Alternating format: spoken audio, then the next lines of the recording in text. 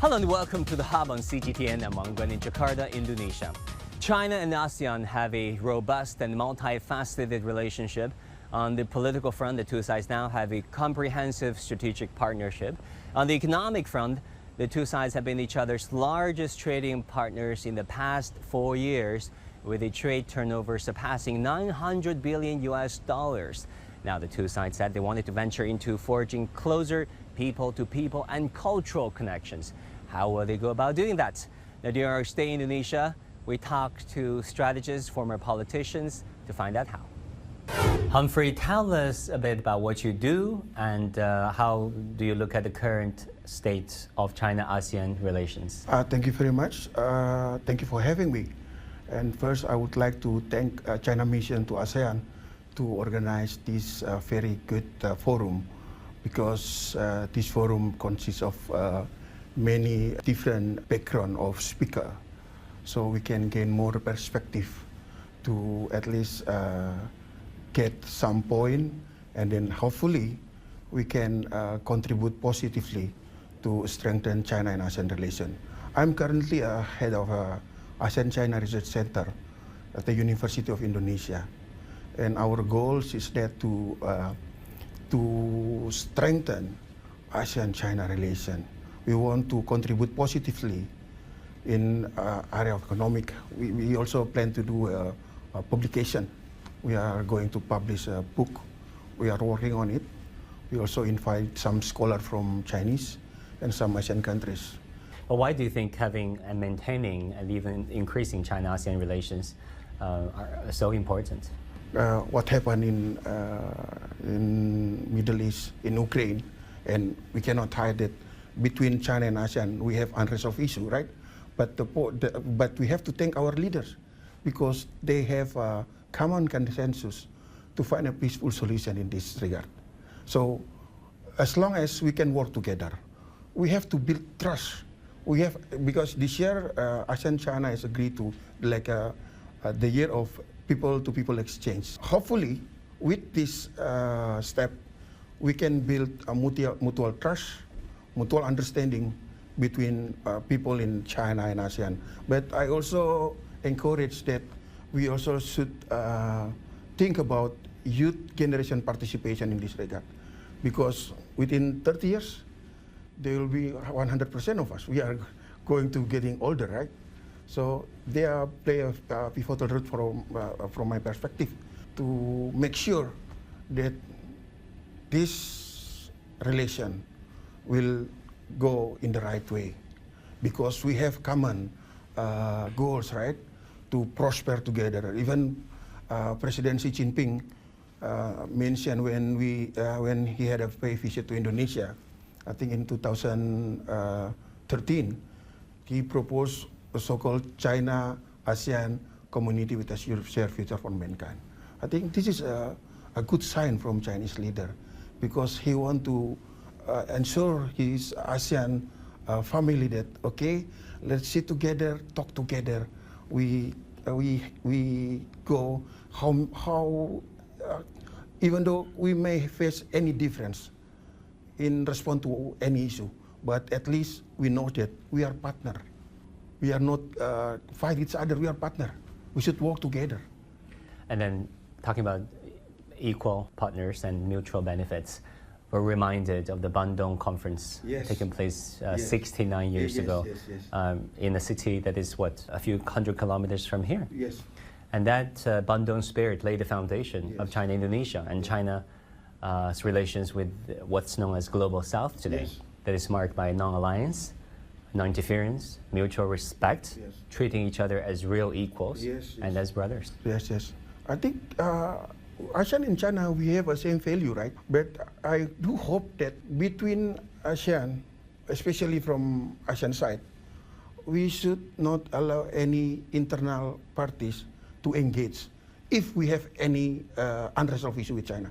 Because we have to learn from what happened in Ukraine, what happened in Middle East. You know, proxy wars, proxy conflicts.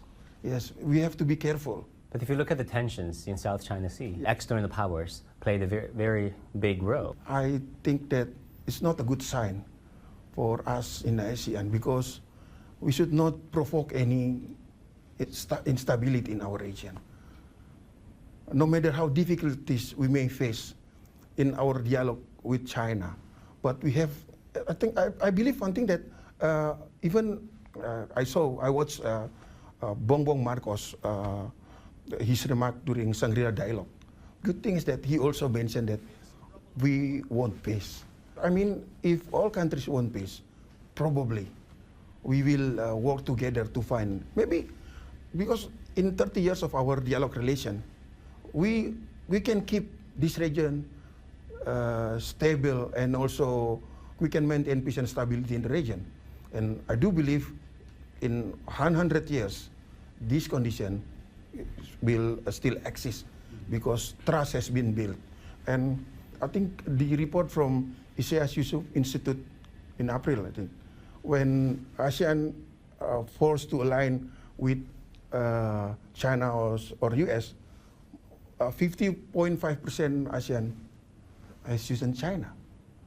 It increased if compared with last year. This is the ASEAN survey, yes, not the Chinese survey. Yes, yes, yes. Why do you think China has been increasingly perceived as a positive country here in ASEAN? No, I think because President Xi, I think China eager to show its counterpart, its ASEAN country, that yes, let's talk. He did what he said. Something that it's difficult to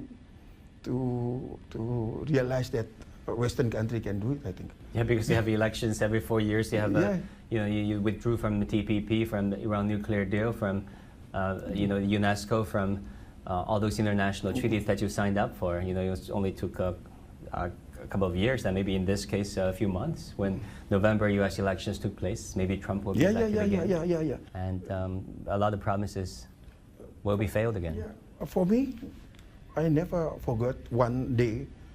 I did my PhD in Chile, right? Professor Liu Devin. From him that I learned many things. He said to me, Humprey, from us China, when we prosper, we will have our neighbor. So please remember that. When you work on your dissertation, remember this, okay? Yes, Prof. Liu is a very good guy. And regarding us and China, also, I want to, in economic side, during economic crisis, we remember that China decided not to devaluate yuan, right? Yes. It was 1998, 97. At that time, no Western country helped us. If China devalued yuan, it's maybe the situation, it's even getting worse for ASEAN member states. I think this is ASEAN value. Sometimes we remember those who come and give us when we are very thirsty, right? When you give us when we are already full, it means nothing. When we are hungry and you come, you give us the food, we will remember it. This is my philosophy. I think all ASEAN, we have this value. Our trading relationship is also a highlight, over $900 billion. Yes. Why do you think that's the case? What drives bilateral trade to grow so fast? Because we have mutual trust. I think since 2009, China became the largest trading partner of ASEAN, right? And I think in 2010, trade between China and ASEAN, it's only 200 million something. And now it's reached 900, as you say. It shows that there is a will from both sides to cooperate, to work together, as all leaders in ASEAN and President Xi always mentioned, to let no one behind. I hope that all leaders can keep this promise, because the future of our region, it depends on us, not on US or on Europe, right? So we have to solve our problem within ASEAN way. We have respect, as you said before, respect sovereignty, mutual respect, mutual understanding, and so on and so forth.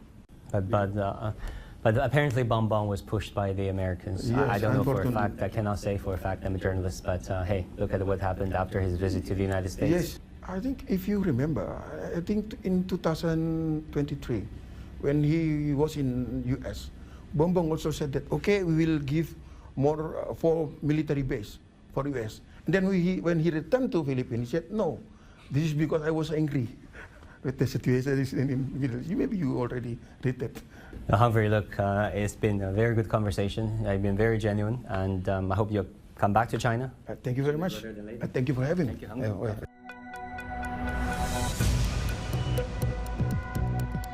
Each day, there are millions of stories. Each one can open new perspectives, new possibilities. Wherever you look, we are there to see, discover, explore. We put the pieces together to find what really matters to you, all around the world, all around the clock. Our reporters are at home across the globe. From our headquarters in Beijing and production centers in Washington, Nairobi, and London. Stories from across the globe, reaching people across the globe. CGTN. See the difference.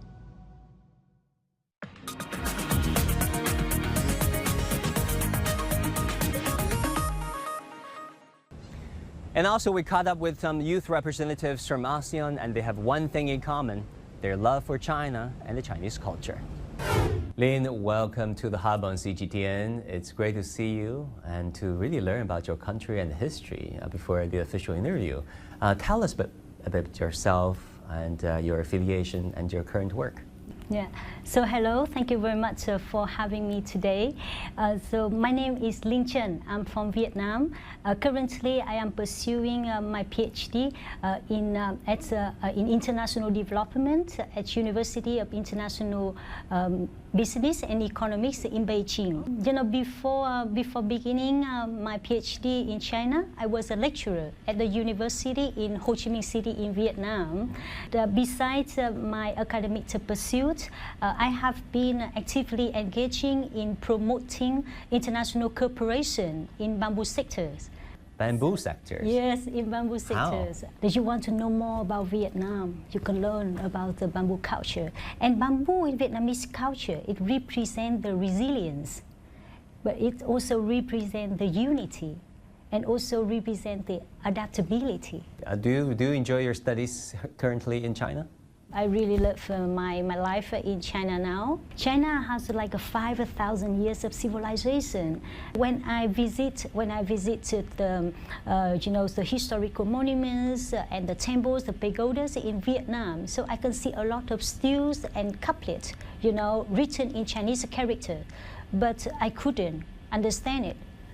So this realization led me to believe that, so learning Chinese culture, can help me to better understand Vietnamese culture. And there are so many things I want to learn in China. I want to learn about Chinese medicine. I want to learn about Confucianism. I want to learn about Taoism. The more you discover the culture, the more you think maybe you see the kinship, the similarities of the two peoples and two cultures. Yeah, exactly. Any thoughts and hopes for China, Vietnamese, and maybe China-ASEAN relations, people to people, and youth exchange going forward? Our relationship actually, getting more and more closer and more stronger and more substantive. Yes. So you can see the cooperation, implemented on all the aspects from the economy, trade, business, to the security, but also the culture, the education, the tourism, the technologies. So everything, and also, so I deeply appreciate the vision and dedications of our leaders to establish the ASEAN-China Young Leaders Scholarship programs, because this program not only enhance educational relationship. So this initiative not only enhance the educational cooperations, but also foster, the meaningful people-to-people exchange, the connection between China and Vietnam. And I think, the effective communications is very important for dialogue, for mutual understanding, and also for building trust. And so I think, so this initiative like help us, so young China and ASEAN leaders to build a friendship and the trust, and it will lay a very solid foundations for our political and strategic partnerships in the future. I'm very optimistic about the relationship between China and ASEAN. I look forward to seeing you in maybe one of these days back in Beijing. Yeah. Let's catch up more. Thank you, Lin. Thank you very much. Thank you very much. Yeah.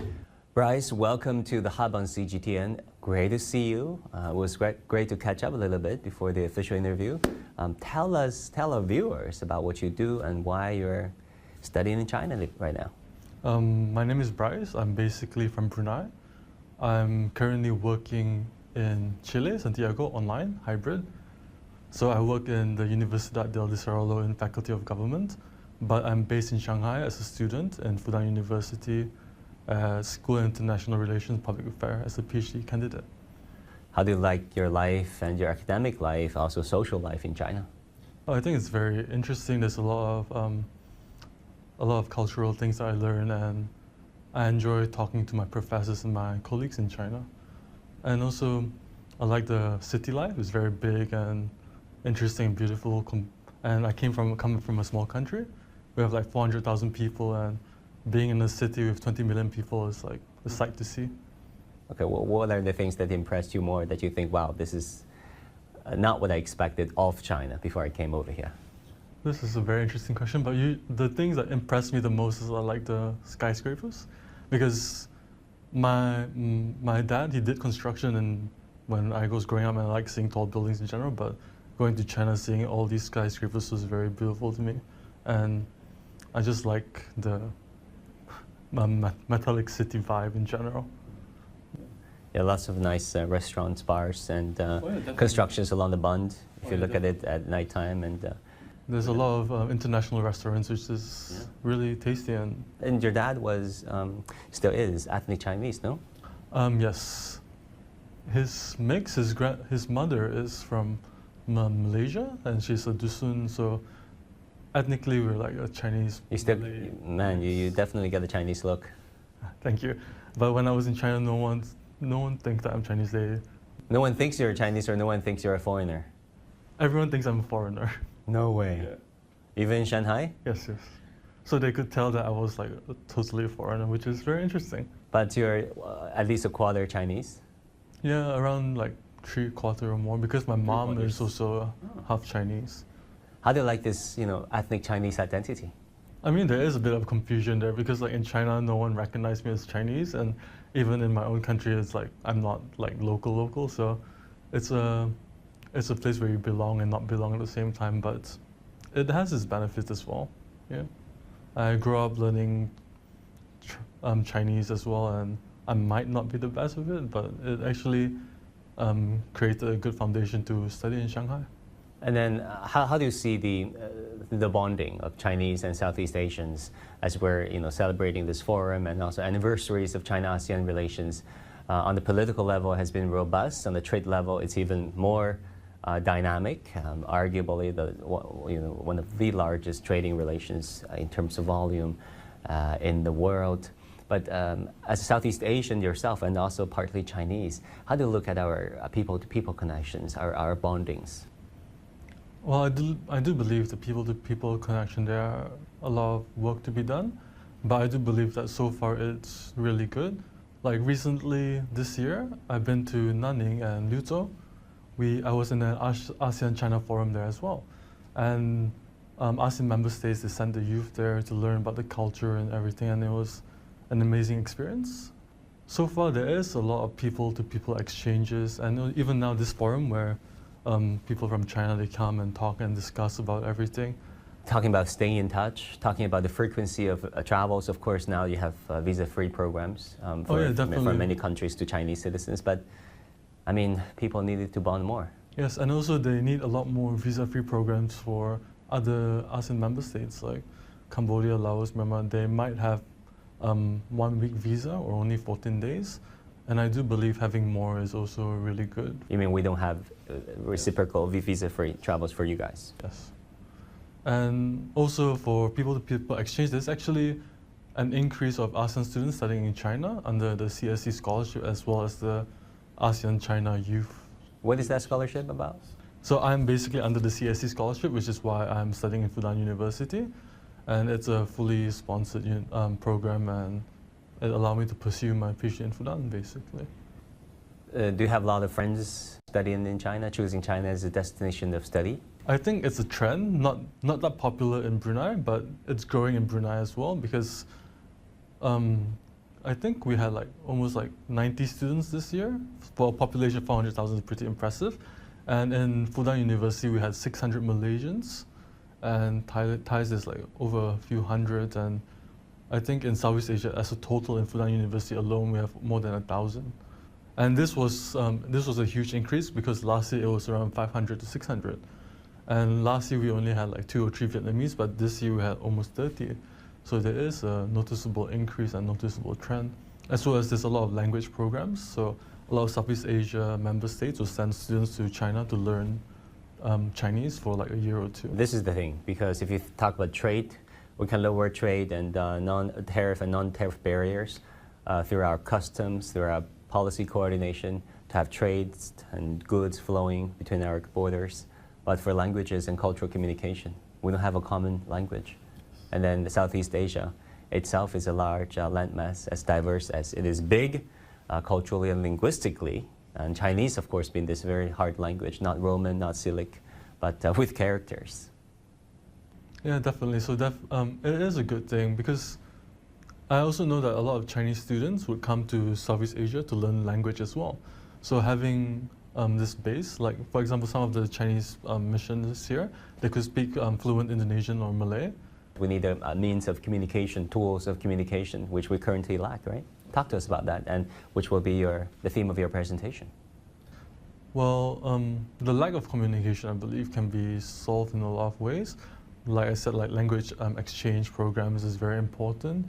And I do believe that, at least in China-ASEAN, we're both going to a right step with proper people-to-people exchange. There's a lot of centers that are opening up in Southeast Asia, like the Tsinghua Center in Bali.